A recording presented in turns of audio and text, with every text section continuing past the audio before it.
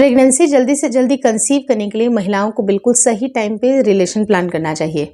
लेकिन वो सही टाइम कौन सा है, और मैं आपको एक ऐसी चीज़ के बारे में बताऊंगी जो कि मेंस्ट्रुएशन के बाद वो एक ऐसा खास दिन होता है जिस दिन आपके बच्चेदानी का मुंह खुलता है। वही वो सटीक समय होता है जिस टाइम पे आपका गर्भधारण काफ़ी आसानी से हो जाता है। विदाउट, अगर आपको कोई भी दिमाग नहीं लगाना है, सिर्फ और सिर्फ ओव्यूलेशन को अगर आपने ट्रैक किया और आपकी बॉडी बिल्कुल नॉर्मल है, हेल्दी है, तो आपकी प्रेगनेंसी आसानी से रुक सकती है। तो बच्चेदानी का मुंह किस दिन खुलेगा ये भी बताऊंगी, साथ ही साथ आपको किस तरह से रिलेशनशिप प्लान करना है ये भी बताऊंगी। आज की वीडियो काफी इन्फॉर्मेटिव है, प्लीज शुरू से लेकर लास्ट तक जरूर देखिएगा। नमस्कार दोस्तों, मेरा नाम हर्षिता वर्मा है और आपका मेरे चैनल ट्विंस माय वर्ल्ड पे बहुत बहुत स्वागत है।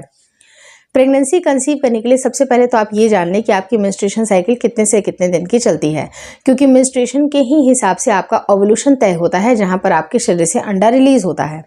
जब ये अंडा रिलीज होगा उसी टाइम पे जो मेल के सेल हैं आपको अवेलेबल कराने हैं, क्योंकि जो मेल के सेल होते हैं उनकी खास बात ये होती है कि वो 3 से 4 दिन तक जीवित रहते हैं, लेकिन जो फीमेल अंडा होती है उसकी खास बात ये होती है कि वो सिर्फ और सिर्फ 1 ही दिन तक सर्वाइव कर पाता है।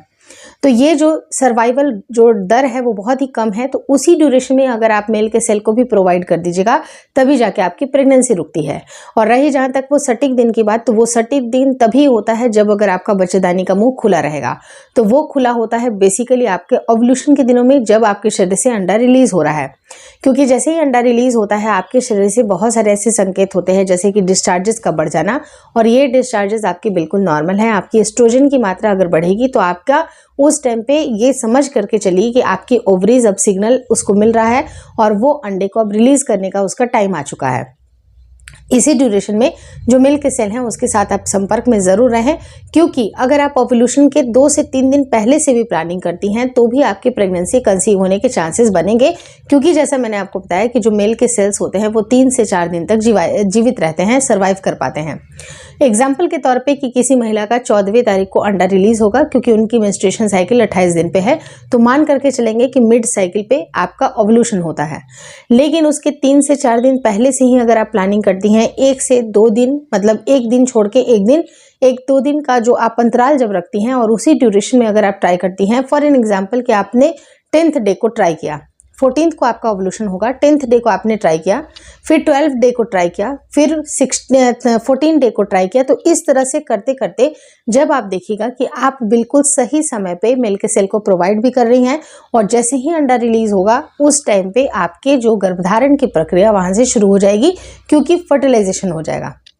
तो ये बच्चेदानी का मुंह खुलना जरूरी होता है, क्योंकि अगर बच्चेदानी का मुंह बंद होगा तो आपके जो मेल के सेल हैं वो बाहर के बाहर ही डेड आउट हो जाएंगे और वो आपके अंदरूनी अंगों तक नहीं पहुंच पाएंगे। तो जब ये अंदरूनी अंग तक पहुंच ही नहीं पाएंगे तो आपका गर्भधारण होने में भी काफ़ी ज़्यादा दिक्कतें आती हैं।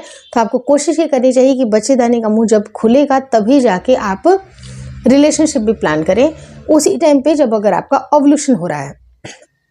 तो ये दोनों ही चीज़ें बिल्कुल कोरिलेटेड हैं। बच्चेदानी का मुंह भी तभी खुलता है जब ओवरी से अंडा रिलीज होता है, और ओवरी से अंडा भी तभी रिलीज होता है क्योंकि जब बच्चेदानी का मुंह की ओपनिंग होती है।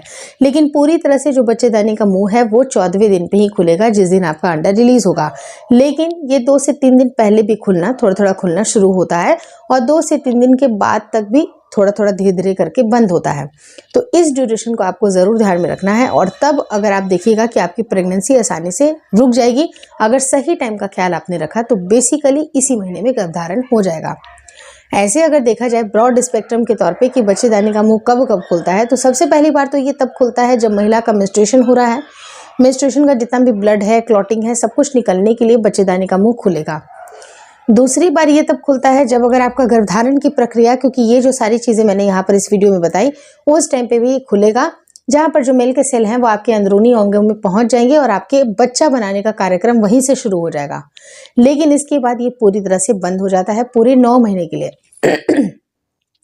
और ये तभी खुलता है अपने बृहद पैमाने में, अराउंड 10 सेंटीमीटर तक की इसकी ओपनिंग होती है, जब आपके बच्चे का सर आउट हो रहा होता है। तो बच्चे का सर निकलने के लिए भी बच्चेदानी का मुंह बहुत बड़ा खुलता है। तो आपको ये 3 ही ऐसे टाइम होते हैं जहाँ पर आपका बच्चेदानी का मुंह खुलता है, और जो तीसरा जो मैंने आपको बताया था उस टाइम पे अपने हाईएस्ट लेवल पे होता है, जहाँ पर बच्चे का सर आसानी से निकल जाता है। तो इस तरह से 3 बार, यानी कि 3 प्रकार आपके बच्चेदानी का मुंह खुलता है। और मेन रूप से गर्भधारण करने के लिए आपको ओव्यूलेशन के दिनों को भूल बिल्कुल भी नहीं करनी चाहिए। Hopefully this video helps you. अगर वीडियो अच्छी लगी तो प्लीज़ लाइक कर दीजिएगा। चैनल पर नए हैं तो चैनल को ज़रूर शेयर और सब्सक्राइब करें। मुझे इंस्टाग्राम पे और फेसबुक का जो मेरा पेज है उसको लाइक और शेयर करना बिल्कुल ना भूलें। Thank you so much for watching twins my world.